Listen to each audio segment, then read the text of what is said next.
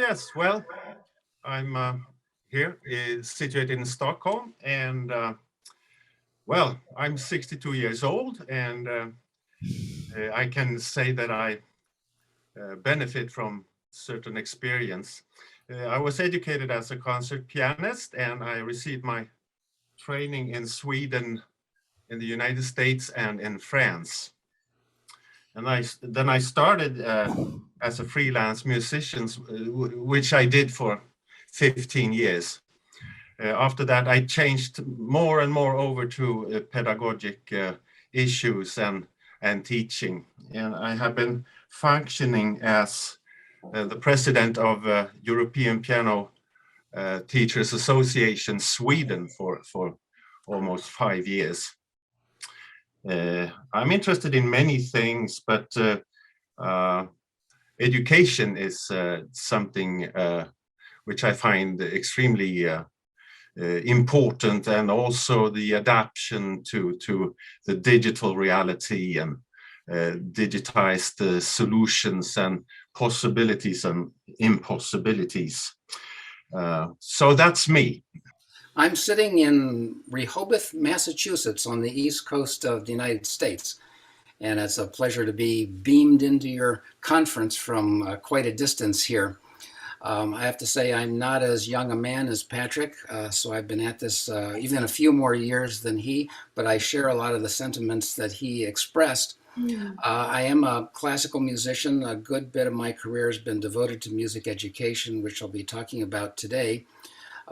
But I've been heavily involved with technology for a long time, and initially as a vehicle for audience communication, actually, because I was very classical in my background, and I wanted to play, the highest level literature from great composers for audiences, and found myself performing for little audiences, because I'm not a famous musician, audiences that weren't prepared for the kinds of music that I wanted to play. And I had a really interesting experience that I drew on that's been sort of a theme in my career.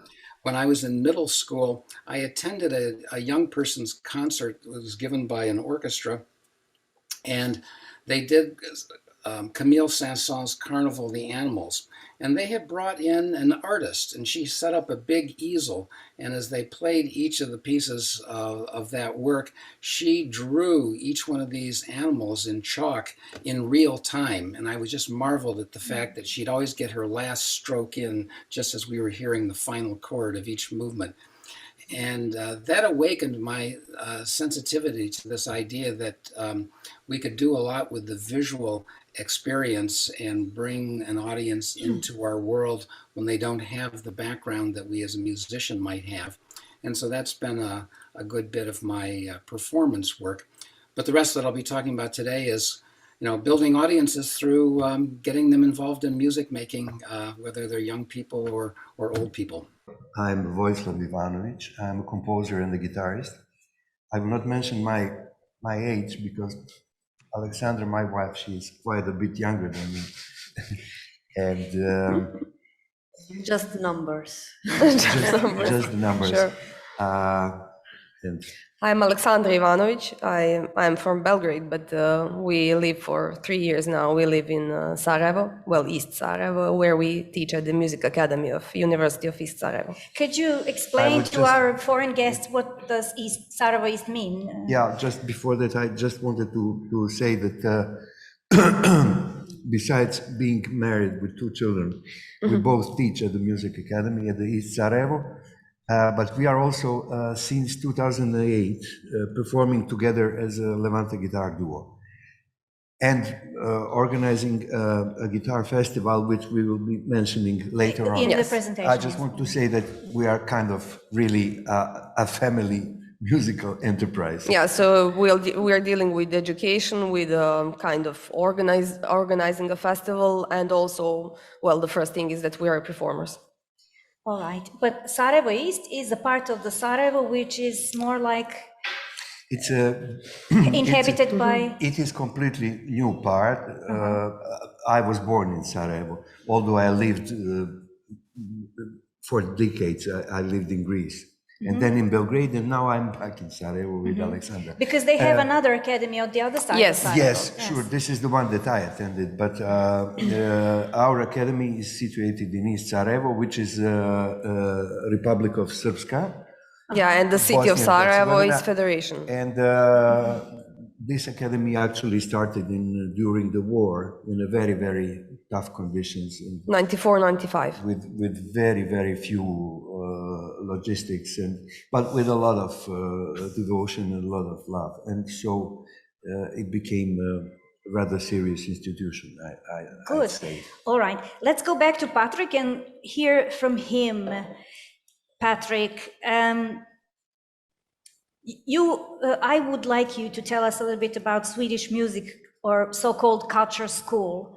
It is quite unique model and something that here in this region, people, when I talk about it, they don't quite understand what it is. Could you explain about programs, and is there a program, and how is it? What's the concept of it? Yeah, well, you know, the Alliance organization of education and music education, it always depends on political decisions and financing, of course. And as we know, this is built on a state or a municipal level, and should be carried out also according to the assignments. And in Sweden, the music and culture schools have been carrying out their work in different ways. You know, we are a tall but rather small country in terms of population. We are 10.5 million people.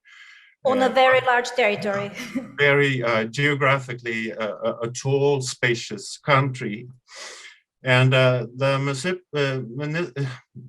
municipal culture school operations are huge, because we have 290 communities, and 283 of them have a culture school in a small or a huge context, so to speak. And the communities, they put in like 240 million euros in the whole operation. And this sum has also been increasing during the mentioned period. So there is a lot of push in trying to reach as many youngsters as possible. So the main idea is an idea of availability. And now So they are reaching... The most important part of the mission is availability. Yes. And now we are reaching 230,000 students in different subjects, and also 100,000 students when it's included in projects created by music schools, external students to speak. And we have 40,000 students on queue waiting to get a place for place in a school. Yes. Is there a limit in how many years you may stay in school, or do you give up whenever you like? Or usually you cover from the ages 7 up till 20 years, and there are different ways of solving that, depending on some communities can offer a little bit more than others, depending on. One of the targets is to keep down the costs. So we have an average cost, the term cost of only 65 euros, which would make it possible for many to participate. And of course, the most popular subject would be piano and guitar, and they cover like 50% of all the course. And we have to say also that there is no entering exam. Everybody can play, everybody. yes, everybody can apply, and we should provide on all levels and in all genres as well. And as I mentioned, you have to be prepared to be able to work on different levels in different genres. Very often, schools also offer advanced programs for those who are more motivated, and should be like a bridge over to the upper secondary specialist art schools or music schools. But you mentioned cutting costs. How does it reflect on the length of the lesson? Yeah, that's a problem for us, because we can only offer a limited time range, 20-minute lessons. For advanced students, we can go up to 30, 40, depending on how you construct and design your own schedule as a pedagogue. How many times a week is that? That's only once a week. Mm. So it's the availability which is the primary thing. There's also politically, we have been told to put a lot of effort reaching new groups in society, like immigrant groups, people from other cultures and so forth. And it's really hard to get into a sort of new segment of students, but we are working very hard on it. What options do these who have higher standards and ambitions, what options do they have? How did good advanced students really got through? Did they take private lessons? What did they do? Yes, we are a small country, and historically we were always depending on competency import, and this makes us a eclectic culture. And in the change of education, there's existing a parallel curriculums. And a great work is done by private and very often foreign pedagogues, bringing in new ways of working and different kind of educational goals. That is where EPTA association jumps in to provide competent teachers. Yes, we try to pick up these people organizing congresses, in-house trainings, concerts, student concerts, and so forth. And we're doing a good job there. And we can also be in contact with pedagogues from different parts of the world. All right. Thank you so much for this. We'll ask George a little bit to jump in now and tell us a different story about digital teaching. Understand well, thank you. Thank you very much. I put in a couple of quick slides just as a quick introduction to myself as a performing musician. As I mentioned earlier, I've done a lot of work using technology as a way of communicating with audiences. We see a slide here of a performance with my musical colleague Shanna Kirk of Debussy's Sunken Cathedral, and here are the Planets by Gustav Holst. But this use of technology has really permeated my work in music education. And way back in the year 2000, I kind of stumbled into this area of long-distance teaching because I was working with a school that provided me with some very expensive video conferencing equipment. Back in those days, video conferencing was not an easy thing to do. And I started imagining, what would it be like if, see, I'm a pianist and a lot of my work is in the piano world, if we could actually connect pianos together over the internet. So you play a note on one piano and you've actually played that very same note on the other piano. And I worked with some very fine musicians and programmers, and we developed a program called Internet MIDI that does just that. And it's used quite a bit in teaching today.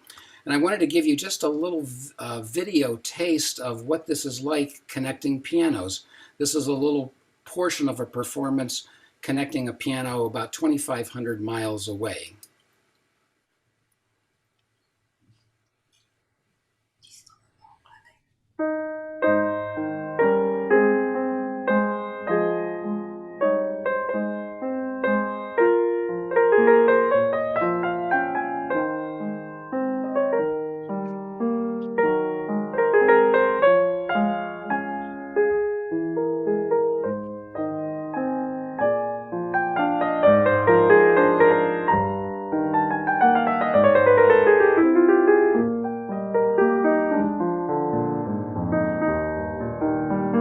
So hopefully you get this sense that when you're playing a note on one piano, it's literally being performed on the other piano in the very same way. If the two pianos are acoustic, with player systems, the keys actually move. If they're digital, well, the sound is being reproduced locally from the other piano. And so this is one of our customers of ours that sent in an early picture of a young 5-year-old that was taking lessons in Europe, teachers in a different country from the student. In 2008, Conservatory Canada, a musical organization in North America that has an exam system, was faced with this problem of sending examiners all over this huge territory known as Canada. And they decided, well, gee, if we could just connect the teacher's piano into the examiner, students could take their annual exams from a distance. So for me, what this really has led into is combining the visual aspect of music education to this more visceral connectivity. And we developed software called Classroom Maestro that enables us through MIDI-capable pianos of triggering musical information on the staff, analytical information, and in the teaching process, either locally or at a distance. With a tool such as this, you can put sound into the air, visual information onto a screen, conceptual information, and when the student gets involved with her or his own fingers on a keyboard and all these things happen, they get immersed in a visceral fashion. So I did a little investigating during the pandemic because in the United States and many other places around the world, teachers got very interested in long distance teaching because everybody was shut down. And I've found some statistics in the United States in the last 20 years, there were 3.5 million acoustic and digital pianos sold, and over 70% of them had this capability known as MIDI. And MIDI not only enables you to connect the instruments over the internet, but you can connect to apps on an iPad or on a Mac or a computer or an Android device, and developers can provide other kinds of interactivity. Could you yourself created some of these programs and apps, software apps and digital scores, as I understand? In what ways are these things really important in teaching and learning process? Well, thank you for mentioning those. I just jumped to a slide that shows the ones that I've worked on: Classroom Maestro, Internet MIDI, Home Concert Extreme, and SuperScore. But the reason for getting into this is, I think, the essence of your question, which is a very important one. I see the music making experience as a really complicated, multi-faceted one that involves the visual, the oral, the kinesthetic, the sense of purpose, the cerebral, the aesthetic. And we have a challenge, which is that this activity really is so unique. It integrates the essential qualities, I believe, that make us human. Yet, as teachers, we've got this big challenge that we don't see our students very much. I did a little calculation. Imagine that I teach a student just 30 minutes a week for maybe 42 weeks of the year or something like that. How much time do I actually spend with that student? And yet I'm supposed to be teaching them how to play the piano. So for me, the benefit of technology, particularly when I can put it into the hands of students, is to enable the student to become the teacher, to own the experience. And certainly shortens the process of learning theory, which is quite important when we're dealing with keyboard instruments. You have to understand musical theory to be able to play. And if you have a short lesson of half an hour, you really don't have much time to explain theory and play a lot. So in approach to classical music, many educators would say that conservative way was better because it connects to the acoustical instrument in a real sense. Do you think that this, the current level of adoption of technology in music education and performance can endanger classical music? Oh, not at all. And it's kind of interesting that you raised that issue because we had this happen a couple of years ago, something known as the coronavirus, and teachers had to make this binary decision. Do I go out of business, or do I find a way to use technology in an innovative way to keep my studio going? And in my working with teachers really from around the world, I believe that this pandemic has shown us that the flip side of adversity is opportunity. And I believe that music teachers around the world have ratcheted up their capabilities with technology, and their interest in using technology have realized that, yes, I can learn how to do things that weren't part of my normal manner of teaching. So I think that that in itself has been a big game changer. The other is, of course, YouTube. Regardless as to what the teacher does, students are finding that they can get information out there on their own in many different ways.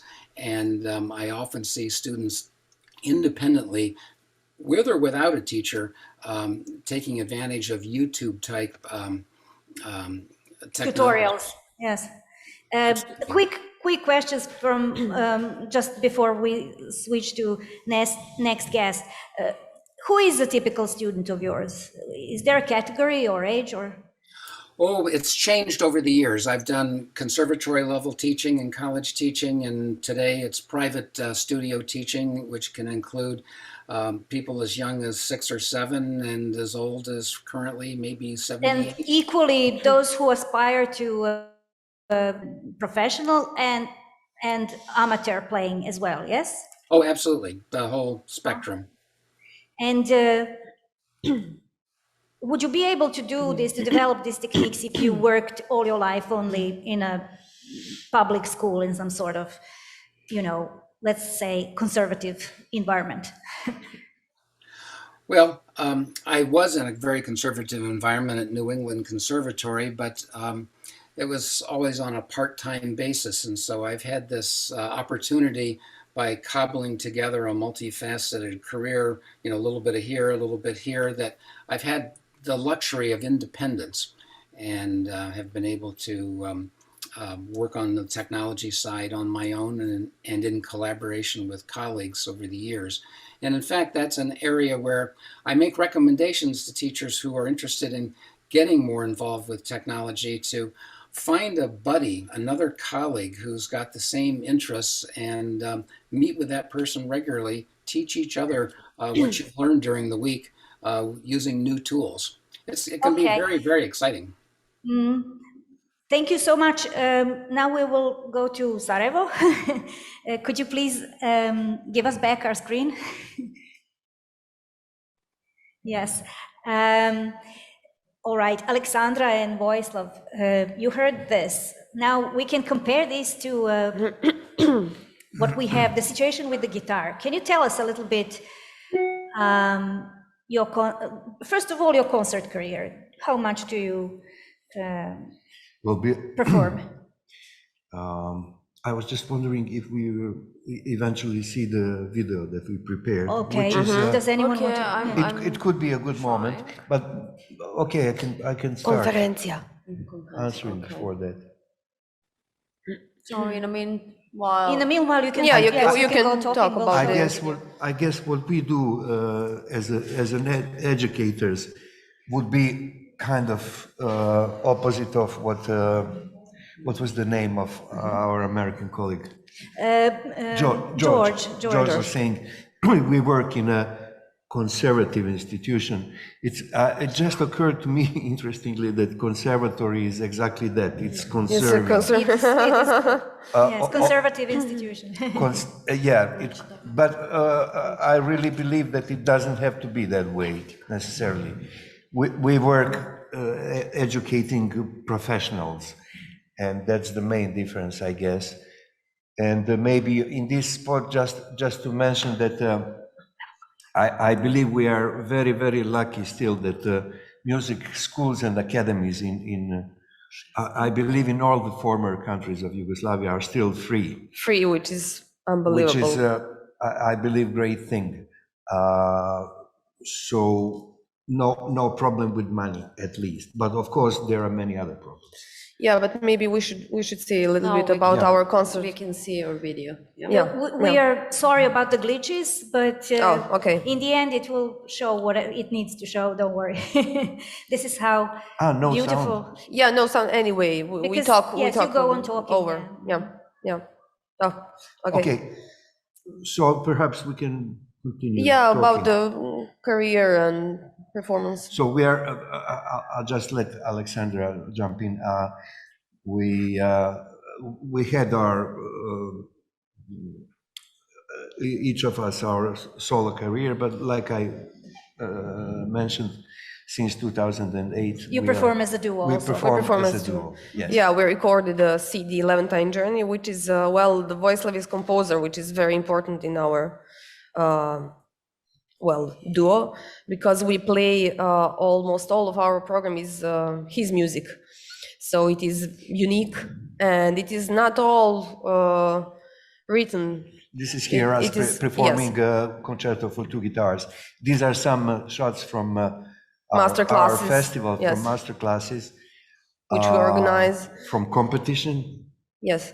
So we consider this activity very, very important educationally, because it is all somehow integrated. Your students have to see you perform, so that Yes. gives them a little bit of a kick. Yes, Of also. course, and not only us, but we are taking care that we bring as many really famous musicians as we can. So for them, that listening to concert is the first thing that is very important. Having classes with different people rather than your regular teacher is also very important. Going to competition is important. So all these things that we mentioned are done within our Guitar United Festival, which we organize for already 6 years. So we wanted to create something in our in Sarajevo environment. We wanted to create something that will bring, musicians and very good educators bring to us, and so that our students and the audience can hear something new and very good music and very good performers. So within our festival, we have concerts, we have master classes, we have exhibitions, we have lectures, and we have competition for all age groups. So we kind of have everything during these 4 days. How many long students are there? What did you say in a whole department for guitar? We have 10 students. Right, I think 8 right now. Do you have foreign students? Yes. Well, foreign, if you From the region, yes. yes, ex-Yugoslav countries, yes. And the program, that was the interesting question.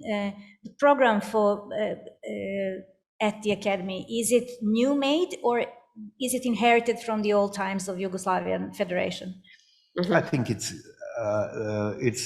mostly inherited. Inherited. But I don't see anything really bad about that. The way these programs were made was, I believe, really very good. Of course, that has to do with the fact that our students first go to primary music school 6 years, then they go to secondary music 4 school, years, and 4 then they years. enroll. All of us. Yes, Yes. yes. So basically, you can say that in primary music school, maybe I now improvise, but maybe 10% of students would become professionals, and the rest. Then in the secondary music school, this percentage grows, maybe maybe half of them will yes. become professionals, and then we come to the academy, which is, of course, Already everybody is going to be a professional, which makes our work easier. Because they are from a certain prepared point. when they enter, you know, this entering exam, they are prepared for the instrument and also for this theoretical part. On the other hand, we certainly have problems of conservatism in these institutions. But the system is such that it really allows us a lot of freedom to somehow moderate things the way you want. Unfortunately, I believe that most of our colleagues do not use They're this. not flexible as you are. No. They don't use this freedom, but we certainly do, because we see the shortcomings of very conservative institution. May I say the anecdote? Once we were performing a piece of mine, two of us and one of the students, accordionist, and my piece of music happens to be it's called salonga, but it's a rhythm of milonga, I believe our colleagues Latin know. rhythm, yes. Yeah, it's this Argentinian precursor of tango. And the girl, the student, she was a winner of competitions, very, very competent at the accordion, and she couldn't play the piece. And we told her, okay, go home and listen to Piazzolla, listen to tango, and start, understanding how this music works. She said, oh, but we are not allowed to play Piazzolla. I said, what? She said, oh, it's music of the lower level. So this is what This is unfortunately what conservatism of this kind brings, but we are happy because in our own family business we don't follow. Yeah, so because two of us are at the department of guitar, so we are really flexible in the sense that we organize everything. So we You don't have anyone to confront. Yes, so we confront true. with each other, but Totally.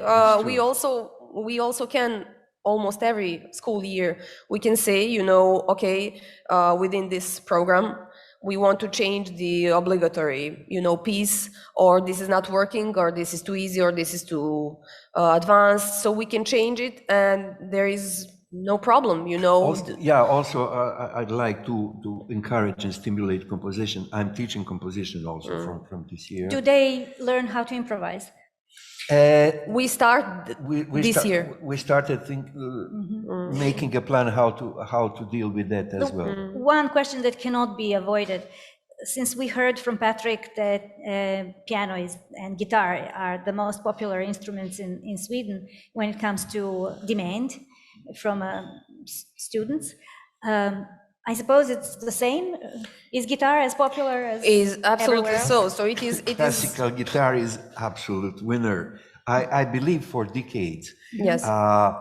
Maybe there was a short period when piano, but we are Prevailed. talking about really. Yes. Which is quite extraordinary to inform our participants from Patrick and George.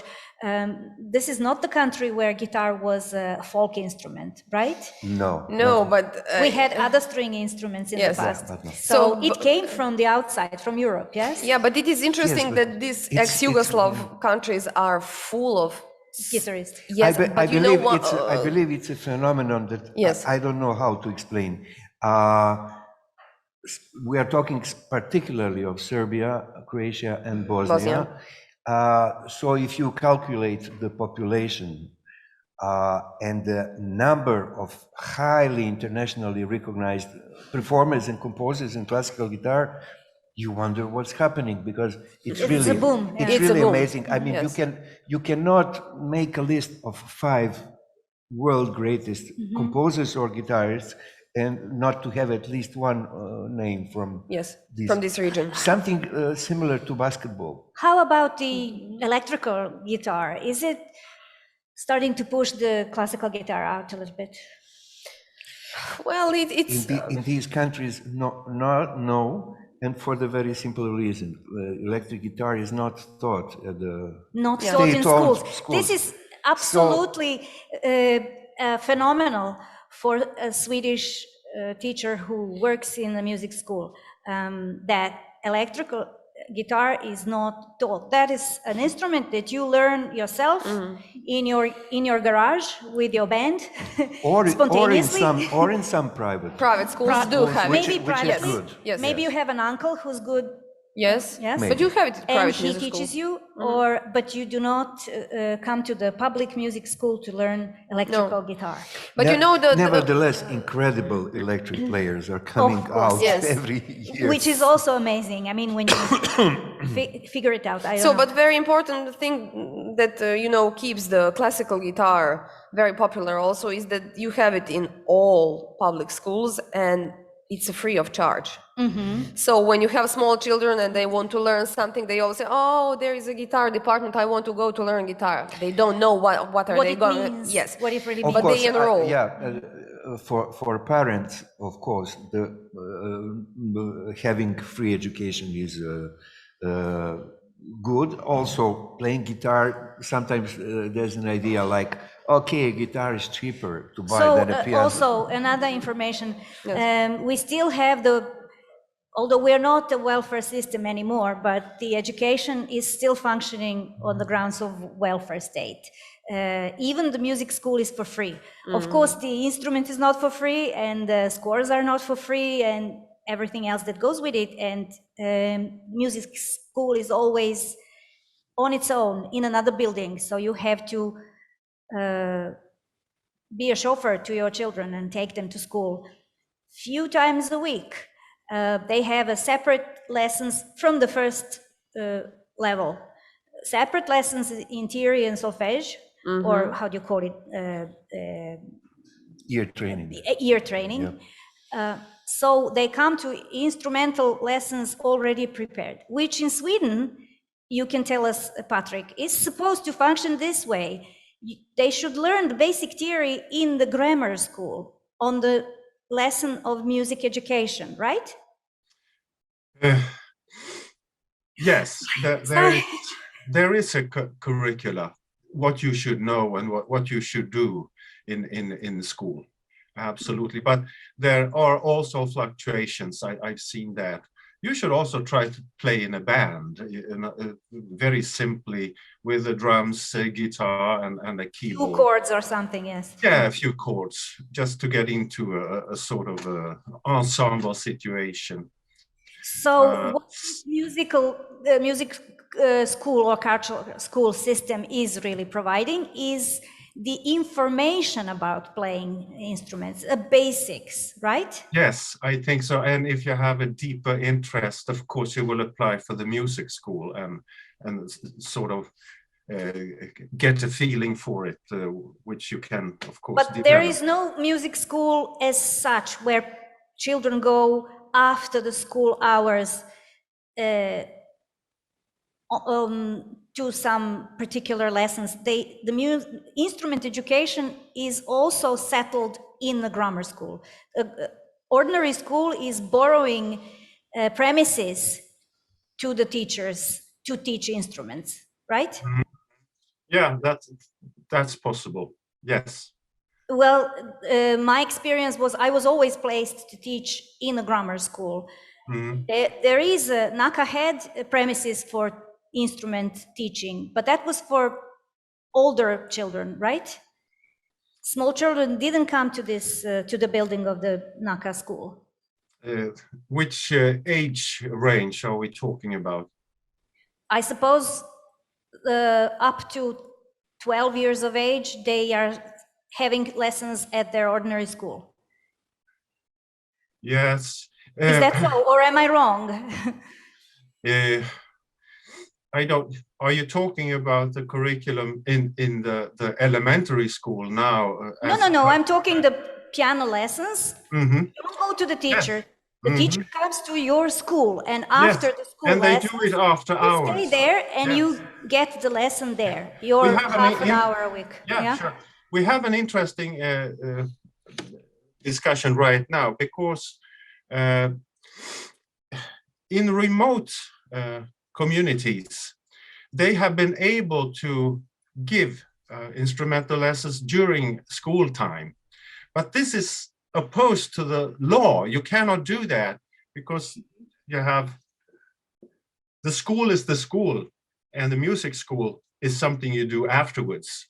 So there's an argument now which will go to court where you discuss how you should make it possible for very remote communities to benefit from one teacher going to different schools, for instance, in one driving, you know, just to be able to provide, because then he has to be there when he can be there.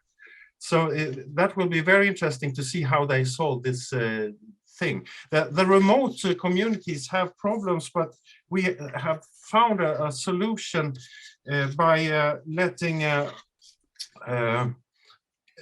something which is called a culture organizer, being able to create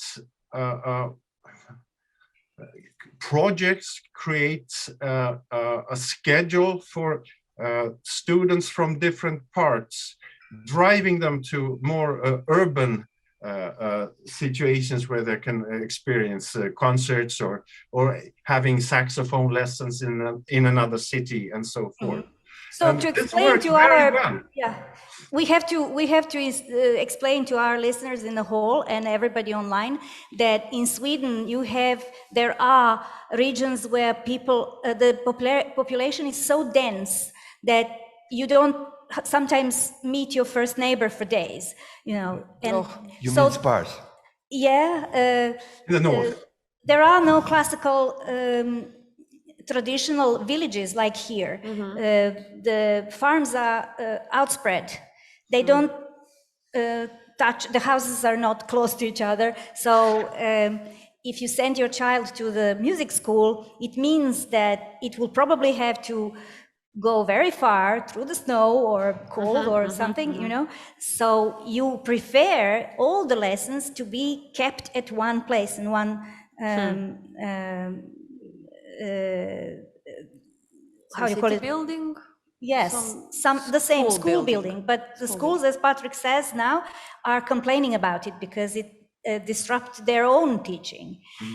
On the other hand, I think that in the big cities where there is a possibility for a school, there's a benefit of it because children learn better when they see their peers doing the same thing, right? That's true. That's true. And George would be included here. I think excuse me, also perhaps by also seeing the peers and maybe even touching them. And maybe even playing with them. Which is something that goes through my mind. Being a composer and I'm into music technology, whether I like it or not, for all my life. And I really value technology very greatly. On the other hand, sometimes I have a feeling that what's happening with us is far better. Although I know many of our colleagues would say, oh, look at America, they have this, they have that. Certainly, and I value that greatly. But I strongly believe that nothing can replace the human contact. I mean, literally human contact. Of course, yes. And also learning the instrument live is also irreplaceable. Of course, one doesn't exclude the other. No. Of course not. Obviously, there are great advantages to learning. I would say that distance. what George is doing and what he showed us would absolutely be a good component of what happens in Sweden. If the lessons are so scarce, then why not complementing them with digital teaching for the rest of the week? We know how children are. You show them what you have to show them that one day in the week, and until the next lesson, they already forgot everything. Yes. So sometimes teaching is actually in their own mind opportunity to sit by the piano, because maybe at home nobody is seeing to it that they sit by the piano and do something and practice, because there are no habits of that sort in the family. And children as children, that's their job, to try and avoid hard work. Yes. But what is the benefit of a Swedish system, I think, is that children get to choose a lot. You don't push or press anything on them. Can you tell us about that? Yeah, I mean, we are working on individual curriculum. This has been discussed a lot.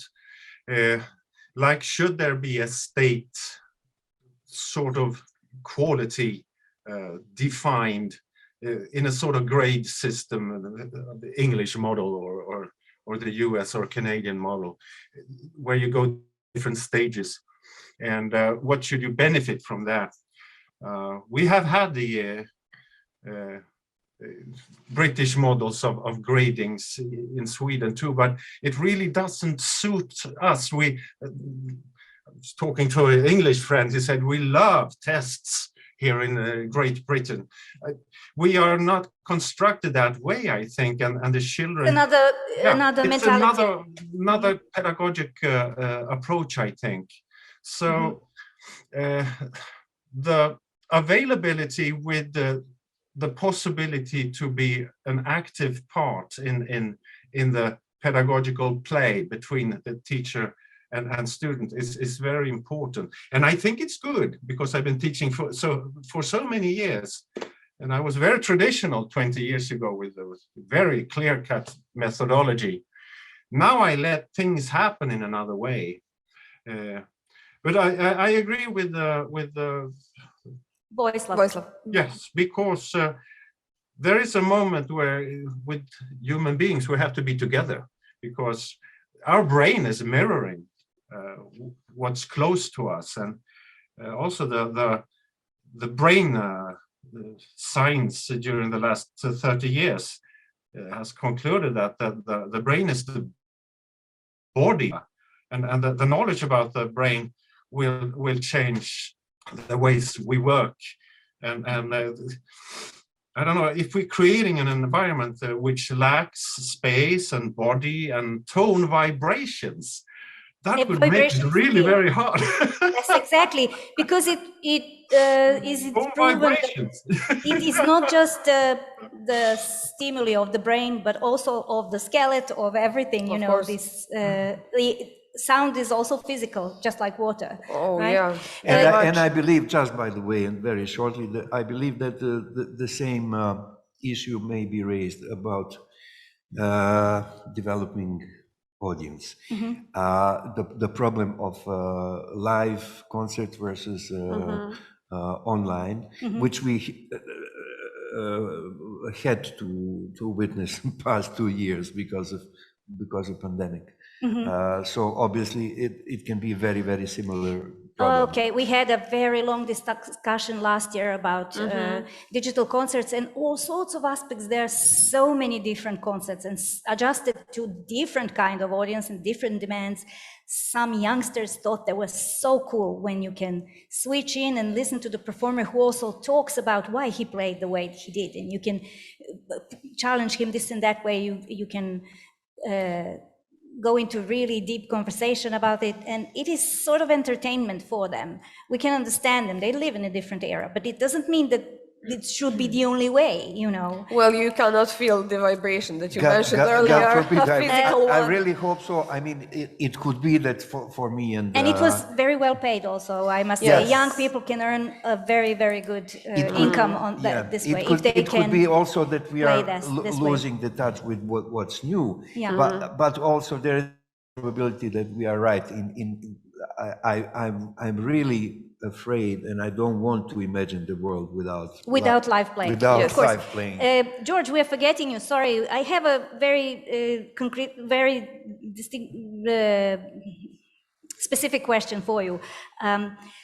So, after hearing this, would you think that your teaching would be a especially good way for the student to grasp the theory of, or get much better acquainted with the keyboard, because everything is so visual, right?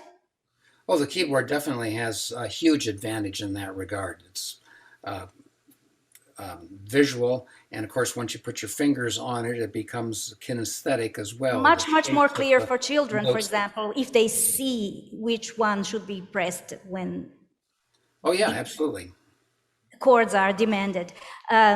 I think it speeds up the process of theoretical learning. Especially if you have a half an hour for one lesson, showing is always better than explaining, right?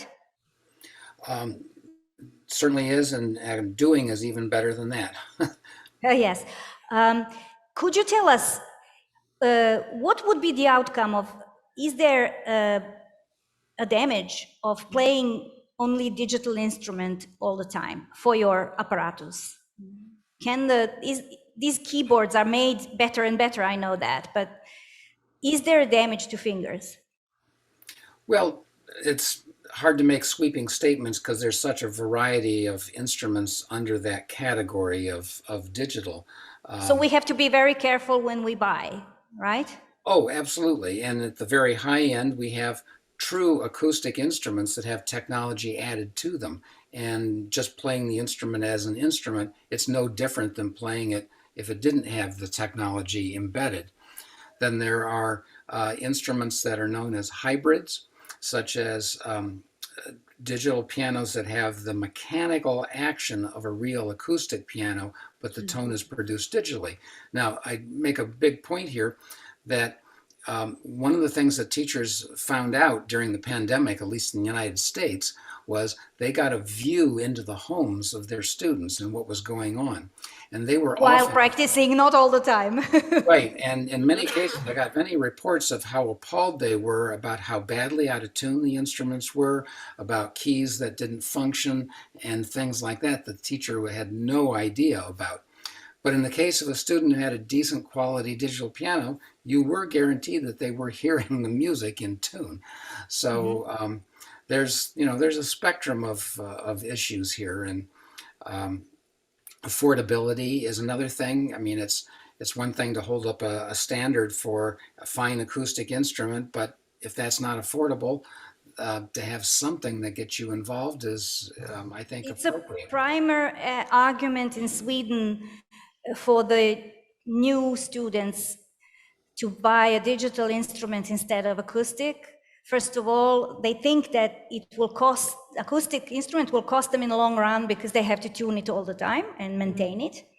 Secondly, they are disturbing the neighbors. Now we are coming into domain of our fifth panelist who couldn't show today because he's got COVID, and we have to excuse him. But it's such a pity because he is a sound engineer and he could tell us about these things. Could I make a comment about that? Yes. Because there's in the piano world, there's a very interesting solution for that. A number of companies such as Kawai and Yamaha make pianos that are sometimes called silent pianos.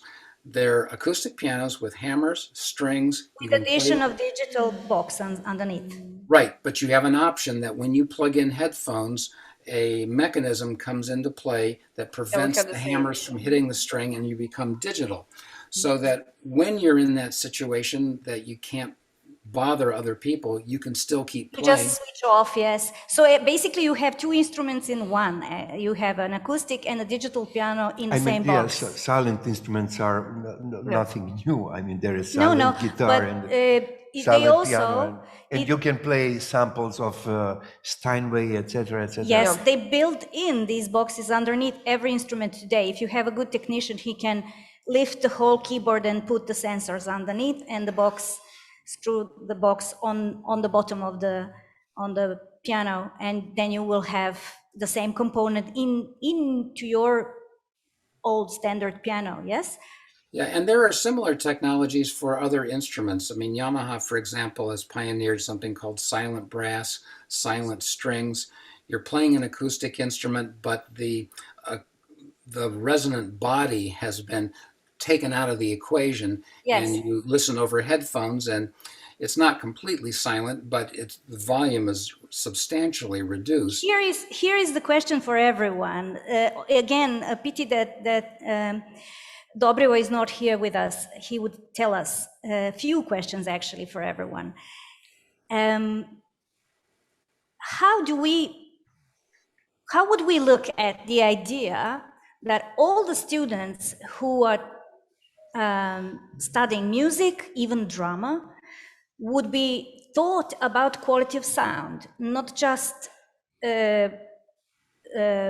sound design, but also physical aspect of sound. What happens when the sound is produced? Our apparatus, our hearing system, anatomy, and what happens in the brain. These things we know nothing about, and we deal with sound every day. Well, I have to say that in secondary music school we had subjects that were dealing with this thing. I mean, not maybe. Well, In detail. we were, not in detail, but we had, what is the sound and the physical aspect of sound and how does it affect. Okay, not in details, but we were, we had that. Yeah, even I must say we learned about the laws. Yes. Of physics and not only of physics, but we mentioned neighbors. Help me please, like how much decibel, how say? Yeah, Yes, decibels is allowed. Is yes. allowed. Yeah. Suddenly, in this modern society, playing music has become a noise. Well, if you want to play a classical instrument. When we studied, it was nice, it was fine to practice hours a day. But nowadays, people complain more and more, and since the piano produces a lot of sound, of course, you do not practice tuba in a big building. How about trumpet? Trumpet or something. My son was a drummer, But I think and I had the problems of renting a house. My point that is would be that far enough. Society from has other been houses. less, how shall I say, tolerant. Well, I about should this. say that there are some points, and one of them is exactly this one, that sometimes I feel good that we live in less modern societies. Where we live, there's no big deal. No limitations, no. No. I don't believe we are savages, but on the other hand, a presence of something that was normal maybe 40 or 50 years ago is still there. Well, we had two small kids, two girls that were screaming like crazy, and we thought that somebody will call police for sure. And But it we are didn't talking happen. No. days and days on. One it's the day same we with met this, somebody in the building, and some of the neighbors said, "Please forgive us, but there's." We said, "No problem. We love children. Go on, scream." So this is something. But when it comes to music, do they react the same way? No problem whatsoever. Well, your This is instrument is a something- little bit easier. Obviously, something that you in the so-called in Western Europe or in US, perhaps in the cities, something that you cannot experience anymore. All right, I guess. George, I how don't is know. it where in America? I know Sweden. Patrick, let's compare Patrick and George's opinion on this. I know that Swedes are not very tolerant about noise. Children may make noise, but playing is strictly limited to certain But hours. this was not noise. This was like. What do you say, Patrick? Yeah, well, we're called the Japanese of the North in Sweden, and that means that we have a sort of integrity. And like you suggest, this also maybe comes how much into areas like how much can you tolerate from your neighbor, for instance, in terms of sound, or just yes. And so maybe music is not excluded from that. No. My opinion is that it's not. No. No. Yes. So in a way, no. I think, and kids are kids. I mean, you cannot control kids, and you shouldn't. Yes. George, how about USA? You probably live in a house, but I suppose, let's say somewhere in a big city, in an apartment building, what would they think if somebody played a lot, many hours a day? Well, it would definitely be a problem. And in the United States, we have a huge variety of situations. We have, areas where people are widely spaced in big houses, and of course, there's the cities and the apartment living.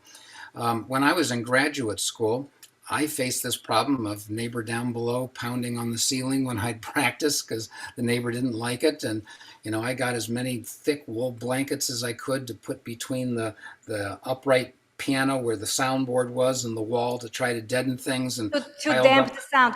On the other hand, sorry for interrupting you, but on the other hand, we have a constant noise, so-called, this is a new term, sound pollution. Yes. Wherever you go, somebody is imposing some music on you.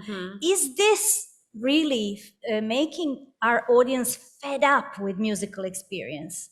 Does that affect their willingness to go after all of that, every elevator, every shopping mall, everywhere on the street, every restaurant, neighbors too? Do they really wish in the end of the day to go to the concert? Milica, I was when I was a student in France, I realized how hard it was to practice in your apartment. While I had friends studying in Vienna, there you could play 24 hours because the music practice was status in that city. Isn't that funny? It's a cultural environment yes, of a special sort. So yes. the allowing sound and a certain kind of sound had a status in one city and was prohibited in the other, imposed on your privacy. Yes. How about private schools? We haven't been speaking about that a lot. Do you think that private schools deserve also a help of the state? Should they enjoy some incentives in form of reduced taxation or something? How about USA, George? Oh, in the United States, I think the general preference would be to keep the government out of the private schools. You get government involved and then you get all kinds of demands and restrictions and so forth. And sometimes those demands can be good, sometimes not. I mean, in our public schools, we got very excited many years ago that, oh, our students are getting behind the rest of the world in science and math and reading and so forth. And all of a sudden standards get put in and there's no more time for the arts because we got to do these other things over here. And so I think you're always playing with the devil when you bring government control into the situation. That's my political thought on the matter. Patrick, what do you think? Well, we had this old question because we have to, as a private teacher, we have to add 25% tax. And we are so sorry to put that extra fee when charging students. Sports, for instance, have 6%. So it's a matter of how should we get by? And we've been doing some lobbying in the political channels to see who could open this question, but it's so very far down on priorities. Yes, on the other hand, you told us how many children are waiting in queues and lines to get into the school, and still... Exactly. Yeah. You can have I think it's up to 3,000 euros a year as a sort of a hobby part of your income, which will not be taken up, including the 25% taxation. But if you're running a regular business, I'm sorry, you have to suffer from this. And it's so hard for the students. And I'm thinking about the families who cannot afford. They have 4 or 5 children. How could you afford it? So if one of them is playing something, the rest of them want it too. But playing music is seen from the point of view of the cultural policy as a hobby activity. It's not some sort of cultivation of your mind and soul or your intellect, or we say it in Swedish, building. Not uppbildning, which is schooling, but this is the cultivation, you know. So it seems that political ears are not open for that yet. nor Oh. the family's ears. They also consider that a hobby. Mhm. Yeah, we have seen in the music schools and the cultural schools also that the status of the activity has, during the last 20 years, gone from being a school much more to free time activity. And that also comes with the salaries of the pedagogues and teachers. And we feel sorry about that, because of course it's a free time activity, but as a teacher, you are educated at conservatories, you have taken all the diplomas and degrees you need for a proper fine education. And the society is not responding to that, and that's a pity. Because maybe there should be more focus on talents. If you see it from the point of view of children who have a talent and good, how shall I say, natural ability, then that is just like the extraordinary lessons in mathematics or physics or whatever your aspiration is. Yeah, but we do have these kind of schools, and also the families very often make sure that their talented kid is getting the education. The extra, Yes. yeah. So it's very much a family thing, I think. Yeah, so with How all about this, here? with all this history of these free of charge public schools, music schools, well, all the families, I think, well, most of the families, you know, they will put at least one kid to music school to learn an instrument when they are 6 or 7 or 8 years old. It is just normal. It's not like it's something that you do like a hobby. I think families here think that it is something that should be done. It's very good, like to learn an instrument. It's I don't think they would think it's just one of the activities that you do in a free time. Like Yeah, sports or something else. Yeah, it's not like that. They I you agree know, with that, yeah. appreciate this. There is a tradition of this music And school, that's so it's very good. That's something, at least something that good that we have. I mean, this legacy of Yes. this primary music school, which is rather serious. Which is quite amazing, considering the fact that we had influence of European culture on us for a little bit more than 150 years. Yes, before that, we were not a free Well, state. We didn't have schooling obviously- system. Yeah. Well, for some we reason, embraced it yeah. so willingly that So it is willingly. implanted now in the society, right? Yes, so obviously the kids that go to music school, starting at age 8, I 6, believe. 7, 8, depending on instrument. Well, yeah, 6, 7, 8.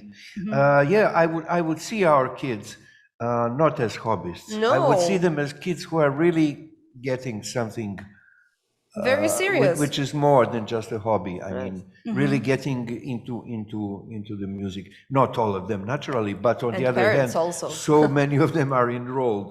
So you can bet that very, very good fair number of them will be touched by music seriously. The question that the panel was dedicated to, and then after that we will receive the questions from our listeners. So what do you think? Is the music education really nurturing new audiences? People who are taking lessons from you and from everyone here involved in this panel, are they potential listeners in the music hall? I'd say yes, only I would say that these modern times probably require more than that, more than just that. I know that it was so long time ago, and that was the only way besides going to concerts. But yes, I believe that kids that go through music schools, There will be that, good listeners one day. well, good portion of them, yes. Okay. I agree. George, what do you think? Do people who take lessons in playing the instrument, will they buy a ticket for a concert hall? Well, I think they're certainly more likely to, but I have to say in the United States, we've had this big split, I think, in concert attendance, that we've got the pop and rock and jazz area, and then we have the classical over here. And the classical is now, it's lost a lot of the audience tradition. So it's something that we have to work very hard to bring back. And we've got the other problem in the United States, that there are so many competing activities for kids and their families to be involved in, that going to concerts other than, our student recital or this recital at school has tended to leave the normal habits. And so it's a big problem. Patrick, what do you say? Yeah, well, I agree with George. I mean, we are fighting for the 24 hours of every person today. Where will we meet, and where can I get your hours? And studying statistics also see how many hours we use being on the internet, for instance, or being in your phone or whatever. But the more you know about something, the more it's inside you. So if you have students who experience music, the joy of music, or the agony of music, still you have a feeling, and that will enable them to continue to nurture an interest in this. I don't think music will leave you untouched in any way. So absolutely, but the fight for the 24 hours, that's something. It's a tough yeah, deal. it's a tough one. Mm-hmm. Mm-hmm. Well, it's people think that the most important question here is how much money does the state give to the certain art form.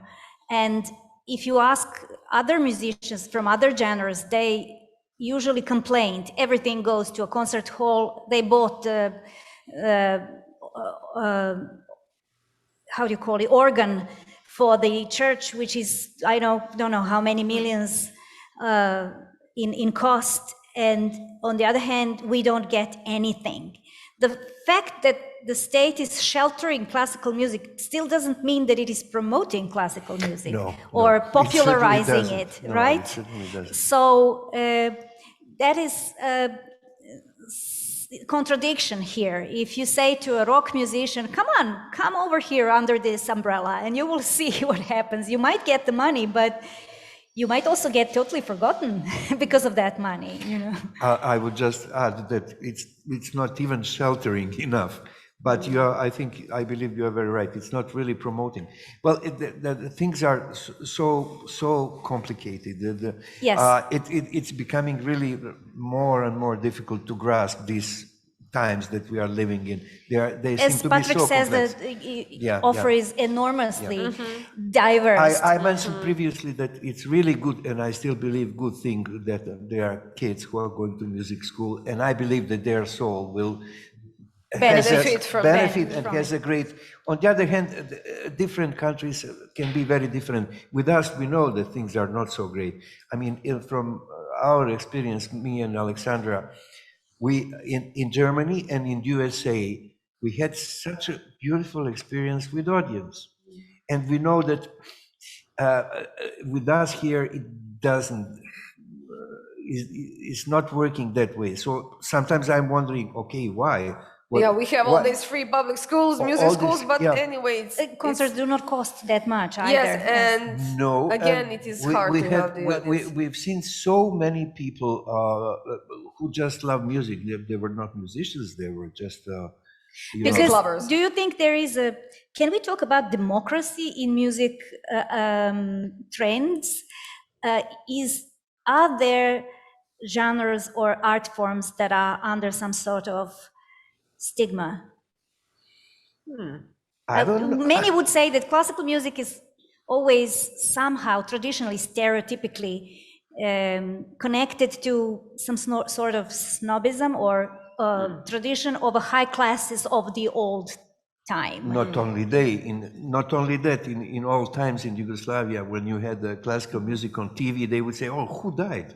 Yeah. Who died? Yes, Yeah. because it was played only when in the times of mourning, you know, when a high official Somebody. yes passed away and the entertaining programs were cut off. I would say also, if you allow me, that in a digital era, in the modern world, it seems to me that the music is of all the art forms is the ultimate orphan. Ultimate orphan. Ultimate orphan, yes, for many reasons. One of them being sound carriers that mean nothing anymore. I mean, not even big. Repetitive, maybe, yes. Yes, because you still want to buy book to touch it, to feel it. You still want to buy painting, of course. Obviously, you cannot reproduce digitally painting. So maybe You can, but it's not the same really, thing, yeah? etc., etc. For music, it's the most abstract. Audience is not buying records or CDs, not But even. There are for the big libraries stars. online. I might add here, with something I said last year or three years or in a row. My children's generation is listening to classic music, but they like the snippets of it. They don't like the long form. They do it while they're working, they're multitasking. They know the channels where to find things that are appealing to them. So it's not that they don't like classical music. It is just that they want to listen to it under their conditions. This whole thing is becoming even more interesting. I cannot recall anybody seeing just a piece of a painting, But or, you can, or reading only Yes. 2 pages yes, of a book. that But you and I know that. Like but, I said, music is an ultimate orphan but in many ways. These generations are brought up on reclams and video spots, so their concentration is much shorter than ours. Yes. And yet they would read one whole book, at least. Yes, they sometime. would. So that's what we have to work on, to try and nourish that hunger for more, for bigger form, for huge chunk of art, instead of, as we say, snippets. Also, just to end, and I will try not to take word anymore.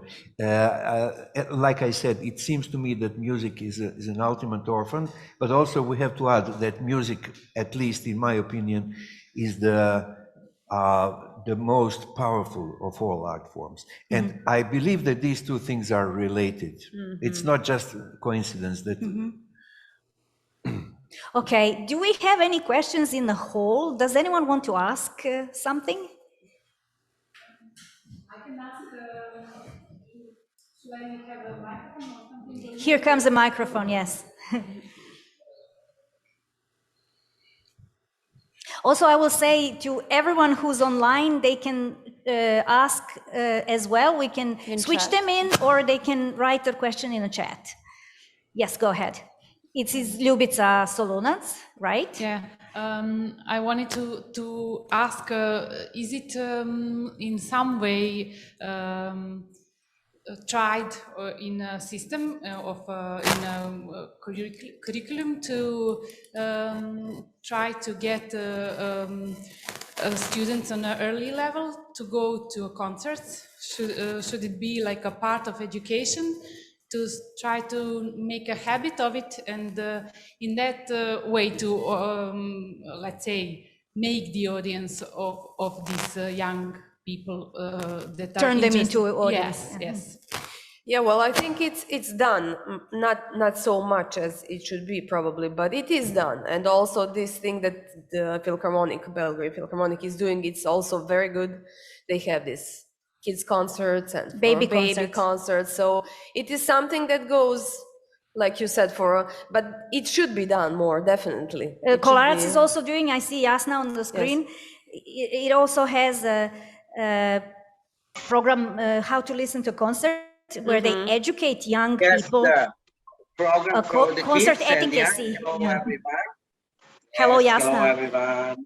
Yes, the Jasna Kolarac Concert Hall. We have 883 seats in our concert hall. And so I just want to mention, I listen to you all the time, and I'm thinking on several levels at the same time. You are talking about education. we are thinking about the audience in the concert hall, and I truly believe in that that we have to go in a concert hall to listen in concert live, especially after the Corona pandemic situations, as a part of education. I'm thinking on the students ages from 6 or 3 to 12 and 12 to 18. So some responsibility of the concert halls or organizers are concert program, different artists, different program for different generations. And we need audience more after last 3 years. So approximately we sold out our concerts during the season until 2021. Approximately 600 tickets per concert. Now it's 130. And big change from last year, right? Yes. Yeah. And now we are thinking where we lost our audience and what is the marketing and promotional program we need directly contacts with our audience. Yes. Students of music, different generations of audience, people from the school, young people from the school, and it's a challenge after all. So we have to start to work from the start. Yes, you told us about that. It was very inspirational last year, and we have it in our booklet. Whoever wants to find the booklet can find it online on our Facebook and other portals and download it for free. And there's a very big presentation from Jasna, who explained about this new relation towards the audience after COVID, how COVID contributed to knowing your audience much, much better, now that you were forced to address them more privately on more intimate level than before. Do we have any other question in the hall? Does anyone want to ask anything? Maybe we have something in the chat? Nope. Don't be shy, please. Yes. Okay, I have a question for Patrick, and George could also add to that question. Just find it. There is a common opinion that Swedish system of musical education contributed to this enormous success of Swedish musical industry. Some say that it is a stereotype, that it's not so simple as it sounds when you say it. What do you think? Is there any influence of musical education to enlargement of audience? And does that audience turn only to, let's say, mass culture music? Or does it reflect also on concert halls?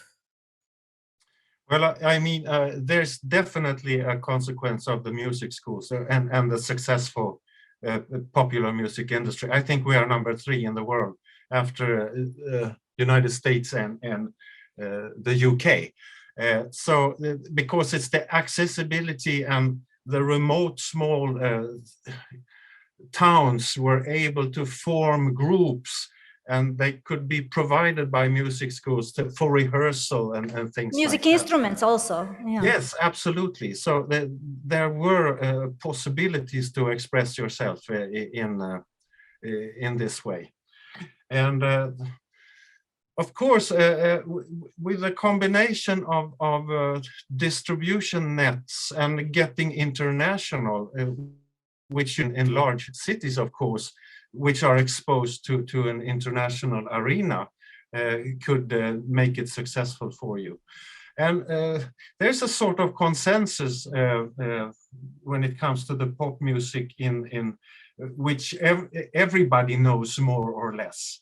Successful groups like, you know, ABBA, we have Roxette, you know, these tunes go in your head like it does, you know, in all countries. I think it's good because I think all music is good. And you have also a possibility to distinguish in the popular music between genres and what you do. I think students should build their musical world based on all genres and find their own identity in their music making, and see the genres as a wealth and a possible way to choose to express. All right, George, what do you think? Is musical industry, does it have to do with musical education? Do people really learn how to play for rock music through lessons or spontaneously? Well, before I comment directly on that, could I just pick up on one thing Patrick said? Because I don't know a lot about Swedish music, but he raised the issue of the group ABBA. And I have to tell you that I've learned from ABBA that beats 2 and 4 can just be as important as beats 1 and 3 in the right context. So anyway, to get back to answer your question, I think that one of the problems that we've had with classical music has been our general presentation. As society changes, we've allowed ourselves to stick with old methods of presentations, assume that audiences are going to come to concerts ready to listen and they're already familiar with the music. We come out, we're very austere on stage, we don't talk to audiences and so forth. In the United States, gradually over the last 20 years, I've seen a lot of change in this regard in terms of how orchestras present themselves. They do informative concerts where they give lectures ahead of time. They accompany live movies, playing the orchestral scores in real time, and things of this nature. So the flip side of this problem that we have, I think, is that it can bring out new sense of ingenuity in us as musicians, and I think we just have to work harder at what it is that we offer. I think we also have the problem that as time goes on, there is more and more music that gets composed. Yes, and so, exactly. Inevitably, things are going to get diluted. This is the subject of our next panel, actually. By the way, I'm going to ask Mariana if she has a question. I think this answers my question. Did you want to say anything more on that? Did I cut you off? Oh, no, that's fine. Thank you. Do you have any questions, Mariana? No, I don't have questions, but I have so much things to say about this topic because at first, fun fact, Alex and I, we are schoolmates. And I have experience also working at schools, private and public as well. And we have quite a different kind of systems of methodologies here, which is good. And Vojislav also mentioned that kind of freedom, which is also important for us teachers to use it, to improve it, our systems and the knowledge of kids who will be our audience. And this is it from me. Thank you for joining us here. What I can say is I'm back to Dobrivoy's subject. Again, I'm so sorry that we couldn't evolve it a little bit more.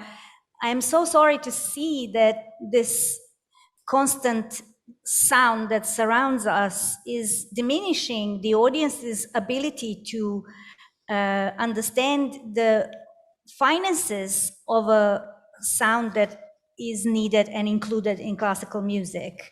Maybe this is also one of the reasons that people are more used to rough music, to loud music, so these fine technical and acoustical effects that we produce are not really reaching them. They just are losing slowly the ability to define them. I couldn't agree more. I mean, I'm all the time having problem finding cafeteria without music.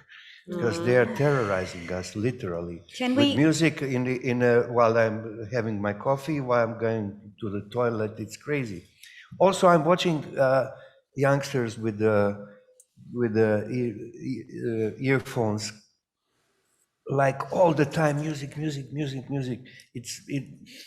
I'm really wondering what that means to their brains and what's happening.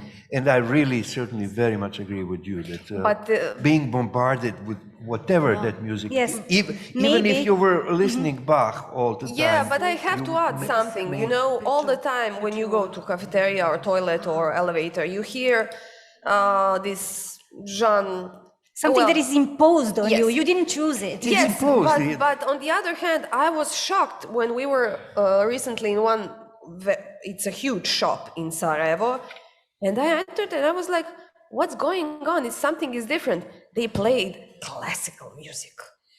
It was. I was in a say it was taxi strange. cab when Yes, the taxi but driver was playing. it was pleasant. I It had was to say it was pleasant for nice change. Nice, Yes, yes. A nice It was change. pleasant, but the most pleasant would be just not to Yes, terrorize but me. at I mean, least if they terrorize you, it should be, you know, with I'm different genres. hoping also that the new trends will arrive. Many years ago, we were overwhelmed with the new political movement and ideas of environmental cleanliness. And I'm hoping that this will happen to the sound ecology as well one day, that somebody will say, we have to stop a little bit because we are now behaving as smokers in 50s. You know, we are consuming so much sound, which is not good for our brain, actually. And the other thing something that I have to close this panel. We have to have a little rest before we switch on to the next panel. I think that what George said, that the way we present classical music, I quoted this last year as well, but it's never enough. A Russian classical music manager said at one of these conferences somewhere in Germany, I guess, classical music is not the one that is dull. It is the way we present it that is dull. So this is what audience development should work on. This is what we are advertising. New approaches, as George says, we gave very good examples of that before, of how to modernize the stage, the look of ourselves when we go out. Classical music is stuck in Marketing. Art Deco, black and white, black piano, black conductor in tail. So the image, the visuals, marketing, what's happening on the stage, how to communicate verbally with your audience, how to get out on the stage and notice the people that are sitting around. You usually go out as if they bother you. You are sort of so focused on your instrument that... Should we talk? You all while almost, the music is played. Yeah, but that was common in the salons, right? I know it was common. That's why this is a little bit of a provocation. But silence is introduced when the concert hall grew to an amount of thousands of people sitting there. So in order to make them hear everything that is happening on the stage, you had to silence them. Otherwise, people were chatting, drinking champagne, you know, and stuff like that. So this informality is maybe healthy up to a certain point. Not everywhere, not all the time. There are still people who like the formal, good old-fashioned formal concert. But there are also... I could easily argue, on the other hand, that music, classical music, and certainly some of this music is that complex and sublime that giving too much attention to what you see may distract you from listening. And, and this is not to say that I'm conservative, but no. As I said, there are different concerts, different approaches, different audiences, different programs, places to play. Not every venue is the same. So variety, I think, never hurts, but you as a performer, you may choose where and how. Yes, of course, and we are not all the same, obviously. No, I mean, we're if not. I'm listening to to a certain symphony that I like, I don't care. I could even close my eyes, and I don't mind that the conductor is in black and white and orchestra. Okay. But somebody else may. Yes. Thank you very much for participation. I enjoyed this chat, and all the things that we said will be recorded and posted online, and you may download it, spread it, listen it again. And Come please, back, yes, yeah, please for stay 10 for the next panel. We're gonna come back in 10 minutes, and there will be another new Zoom invitation for that one. Thanks for the Thank you. invitation. Goodbye. Bye. Thank you.